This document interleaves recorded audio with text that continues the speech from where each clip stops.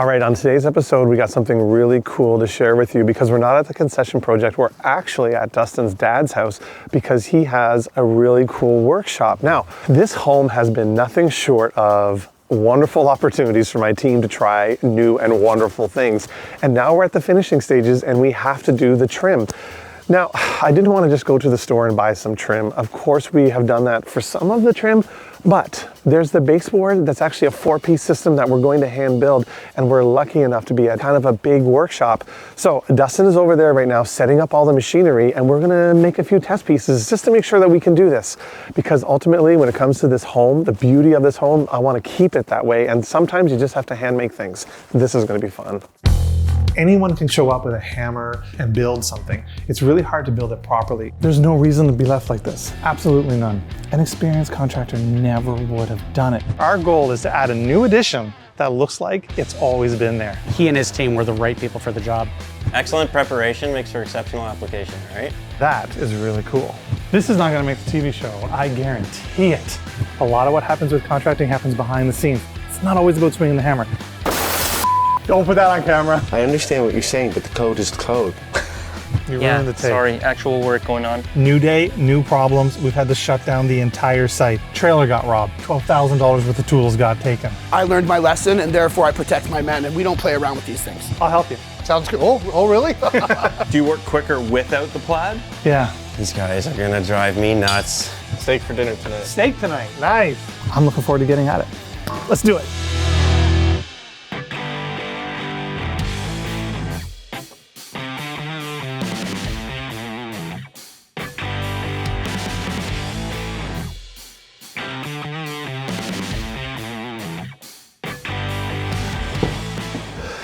Dustin. Hey, Ryan, what's going on, man? Nothing. This is quite the place. Love it here. You grew up here? Second home, man. I see you're working on the trim already. Yeah. Brainstorming some ideas here, trying Yeah. to figure out how we're gonna replicate the trim for the concession project here. We have 220 lineal feet of trim That's right. to make. So obviously we want to get it right before we do all that. Today's a test day. Yeah. Let's go through the shop. I don't have an opportunity to take the viewers along. Sure, very often absolutely. to go through so let's start right off the bat. So we're going to be using a router obviously to do the design. I see you've got a test piece kind of made. Yep. That's pretty close actually to what we need. But let's go over. Let's start with the router. How does one make that design? All right, well, tabletop router. Two different types of routers. You have a tabletop router, you have a handheld router. Yeah. This is a tabletop router. Okay. So essentially, we have our fence set Yep. so that we can ride our piece up against the fence here. Yeah. And essentially what we're gonna do is take our pieces of MDF and Yeah. we're gonna put it up against here. Yeah. And when we run the piece of MDF across here, Yeah. this router bit here is gonna shape that profile for us Yeah. that we just made over there. Yeah. That's really cool. And there's quite the dust collection here. Oh, I see that. It's necessary for a shop like this. This is the button. Yeah. It's loud. It is loud, Yeah. but it's worth it. Saves the lungs, sucks the dust from every piece of equipment that you're using here and brings it into the filter. Cool. You have all these dampers to open up Yeah. and close to make sure that it's only working on the machine that you're working on. That's super cool. Yeah, standard table saw. Yeah, I see you have it set up for 22.5 degrees right now on that angle. I know we're going to talk about the trim in a second of what That's the right. what the plan I have an is. idea in my head as to where this is going to go. Yeah. But standard table saw. Over here we have a chop saw. Yep. Same thing. Same thing we'd Very use on basic. site. It's just been mounted here. But I see the dust collection is everywhere. But I wouldn't say it gets all the dust. No, not 100%, but it definitely gets at least 80% of it. Yeah. It's nicely set up here too because the table is recessed from the two side tables. So whenever we put our piece across here, Yeah. it's going to be level on both sides. Yeah, that's awesome. We're set up for success in here. Yeah. For sure. Kind of cool equipment here. It's not new by any stretch of the imagination, but it's a lathe. This is a really nice piece of equipment. Yeah. Lathes are extremely interesting. They go back to one of the most original pieces of woodworking. They actually used to be operated with a foot pedal and a pulley system. Yeah. And the carpenter would hit the foot pedal to rotate the lathe. And essentially you take a piece of wood and you stick it in this chuck. Yeah. And you stick it in this chuck and it clamps down and it spins at very high RPMs. Yeah. And you take a chisel with this piece and clamp it wherever you need to and chisel a profile. Yeah. This is how they used to make spindles For on old staircases. railings and staircases and stuff Yeah. like that. This is Yeah. a really nice piece of equipment. You don't see carpenters doing that anymore. Not very often. Not very often. No, you know? exactly. Yeah. And this is just a fine With tweaking, sander. sanding. You got your disc sander, you got your belt sander in Yeah. order to polish down different parts. Cool. Make sure that's got a nice finish on it. Miniature planer, this is more of our portable setup. It's on casters, so we can wheel it around the shop and put it wherever we want. If we don't need to, we also have a big 36-inch planer up there to do wide boards. So this planer up here, it's huge, eh? Yeah, 36-inch. So what would you be using something like this for?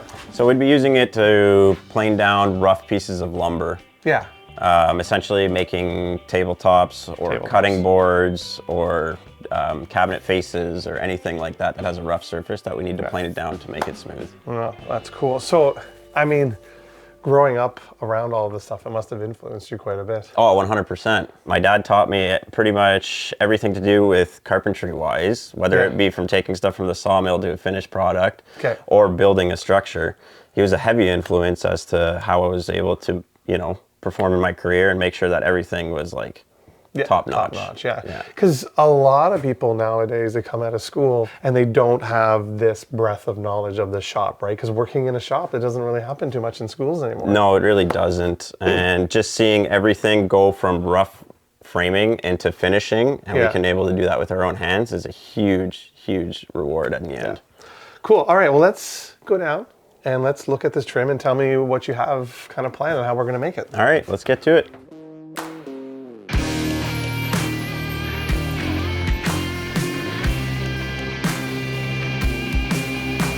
So this is the piece that you have, eh? I did a mock-up here, Ryan, just before you guys got here, just to see exactly how the profile would work.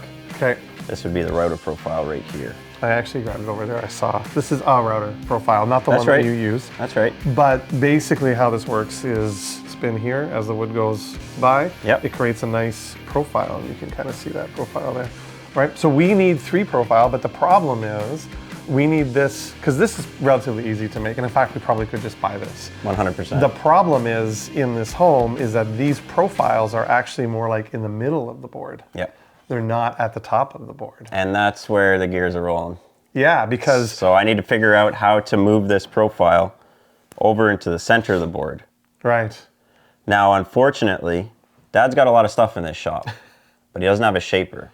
Yeah. So a shaper is the machine that we're supposed to be using, but just because we don't have the tools doesn't mean we can't figure it out. The problem is the throat size here on That's this right. is just not high enough. The shank on that isn't big enough to go into the chuck of the router. Yeah, so that's the problem that we have. Yeah. So what do you want to do?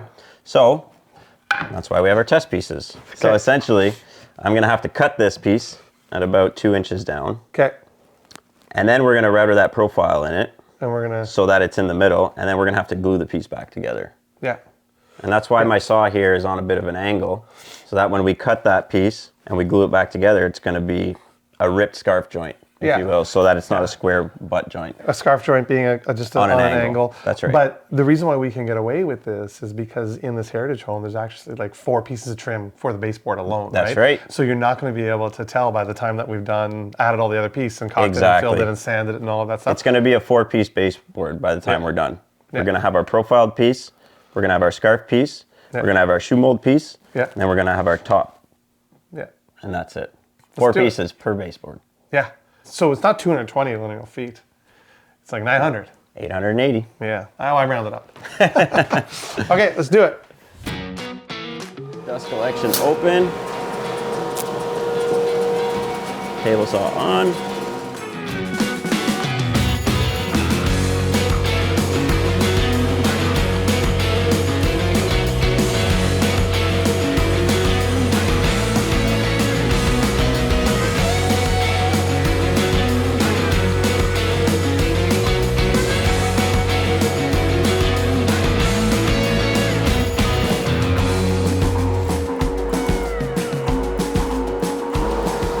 Ryan.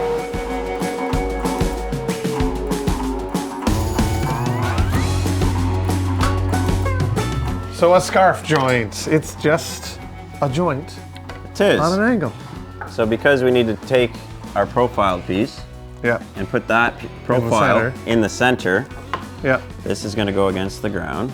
As our base. We're going to take this edge now. That's going to be tight. And we're going to router that profile into it. And it's going to sit like that, glued and nailed. All right, let's see. It works. Pressure's on.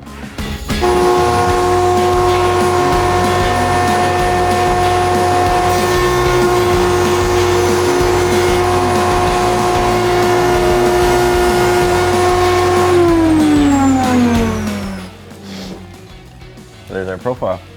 Nice. That worked out great. Let's see how you did here, bud. Let's see how I did. Not bad. Not bad. Pretty Dad's coming up. consistent. I want it to be my face. Of course you do. Yeah, that was good. That was good. Okay, give me this. All right, glue it back together. No. We'll clamp it, and then we'll get rid of that one line, and then we'll give it to the client and make sure they like it.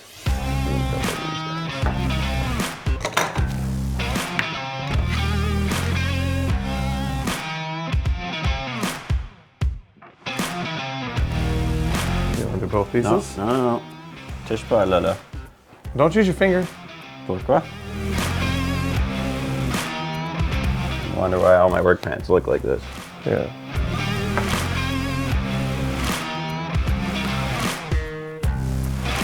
So another good thing about this, what you just did, that scarf joint, that's actually a French cleat, eh, for hanging photos. That's right. You know, it's the same thing. That's exactly it. Yeah, see, I told you this wasn't going to work. Now you're just moving the scarf joint because you're clamping it too hard. Let this set up. I want to be able to show the client, right? I want to be able to, so this is what we can do. Exactly. Otherwise, you're into buying some sort of trim. It may or may not be available. Too much. Let's set up for a few minutes. That way, wait for the glue to dry. That's right. I'll play a game or something, or? Well, there's beer in the fridge downstairs. Let's do that. All right. So Dustin, we got this piece here, and it's pretty good. Like, it's good enough to show the client.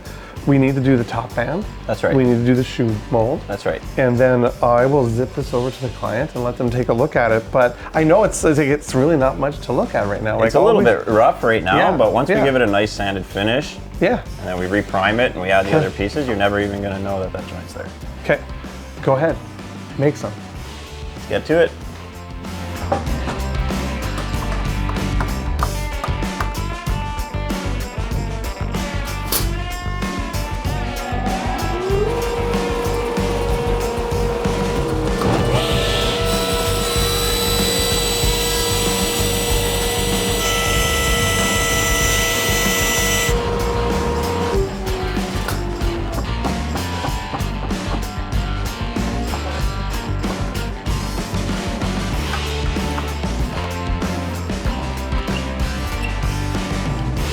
Safety first, unplug the router before you change it.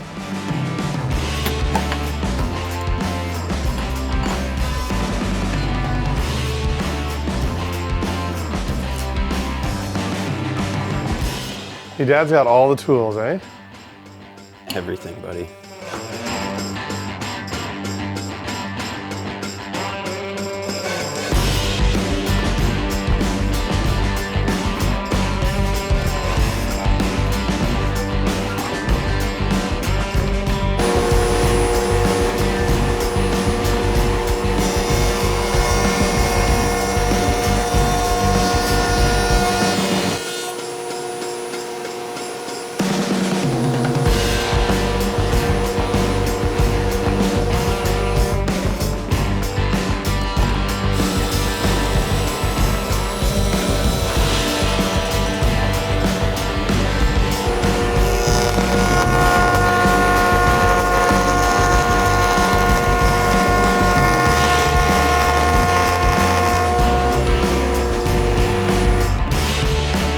Dustin. Hey man, Thanks. let me know what the guys think about it. Cool.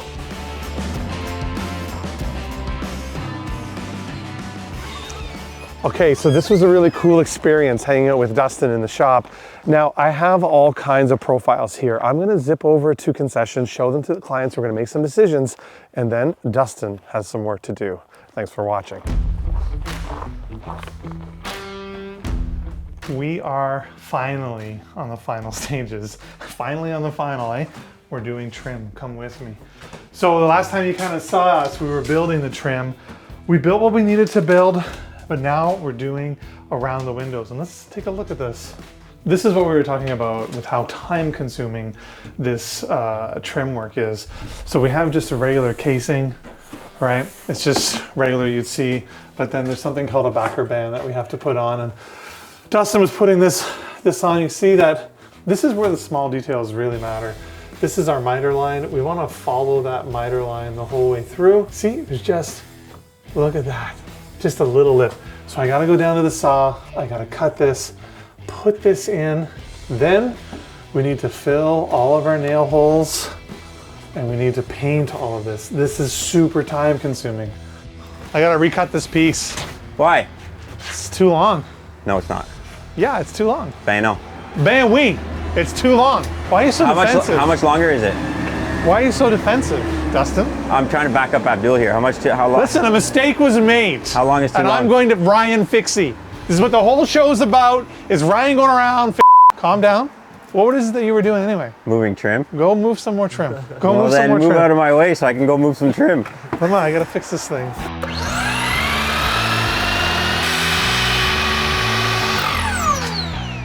Ever so slight. That's all it was, just the hair. Now, we'll go upstairs, we're gonna glue our joints, and we're gonna nail this in. Let's go do it. All right, let's see how I did.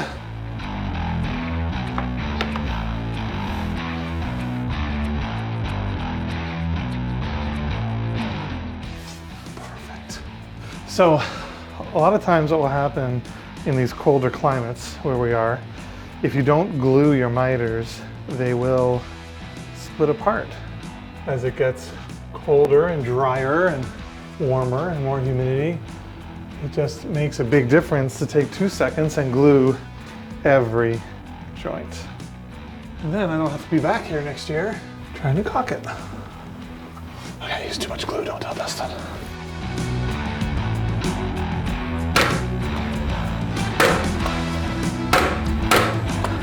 Okay, perfect. Okay, now we gotta do the bottom one. Are you f***ing kidding me? Dustin? Come here and you tell me if this is too long. I can't tell. How's that look? We'll go over here. Okay, well, it's too long. It's way too long. But you It's told me way too long. It's like an eighth of an inch too long. It's like 3 inches. Rather be long than short. Half a blade, that's an exact measurement, half a blade. Yeah. It's better than 3/4 of a blade. It's a 1/16 of an inch to be exact. It's half a blade. A little, quarter of a blade. Oh, holy f***. You can make that work, man. I can already see some touch-ups that I need to fix. Like, this is the office over here. For whatever reason, this ductwork, it's vertical, which is fine, but how close it is to the trim and how far away it is from the drywall. So this needs to be brought out so we can put a proper boot in there. Like, some of this stuff just doesn't get seen.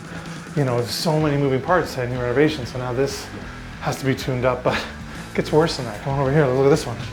I'm not giving the HVAC guy a hard time here. I'm just saying these things happen. It's part of the renovation process. Yes, in an ideal world, it would be perfect the first time, but no, look at this one. So this one is horizontal, which is fine. You know, it's horizontal. I mean, this is an older home and we had to move the ductwork where we needed to move the ductwork. It's not a problem. But now, because of the trim is so wide, it's gonna encroach on the trim. So what do? I get a custom, you know, grill made, but I'm not doing that. We'll cut open the drywall here. It's just drywall, it won't take long. We'll rotate that down so that it's vertical the same way. We'll put a vertical boot on it, and then we'll just do a little bit of mudding and fix it up, and it's easy. But all of these things are now becoming apparent to me. What's up, Dustin? Now it's short. It's not short. It is, dude. You cut too much off. I said 1/4 of a blade. It's pretty fucking short. Don't swear on TV, you'll have to cut you out. Oh, that's perfect, dude. Can you do me a favor? Can you go down to the truck? Yeah. And get my pouch and bring it up? So we got this piece cut the right length, despite Dustin giving me a hard time. So what's going on here, it's the right length right now, but this piece is a little proud, and I could go and try to cope this down toward the wall because there's clearly a bow in the wall. So what I want to do is pop this kind of piece out a little, push it out, put a little shim behind it, and then we're going to caulk this anyway. This whole thing here gets caulking, and then that will look better. So that's what I'm going to try to do. So I don't want to damage anything to do it, and it may not be possible. Ever so slightly. And this is obviously a fair amount of work to do for one piece, but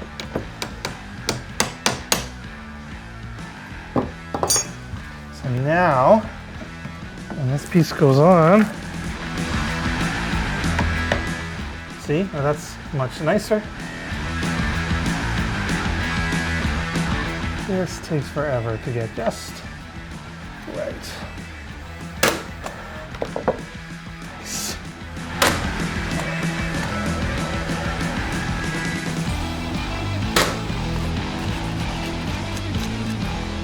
It's all about the latex caulking now, which is different than if you're doing a bathtub, right? This stuff needs to be paintable. It's gonna go in all the seams. It's gonna go here on the wall. It'll cover that little gap that I made there. And then our last coat of paint. And after that, we're out of here. A few more touch-ups though. These old homes, I tell you, a lot of touch-ups.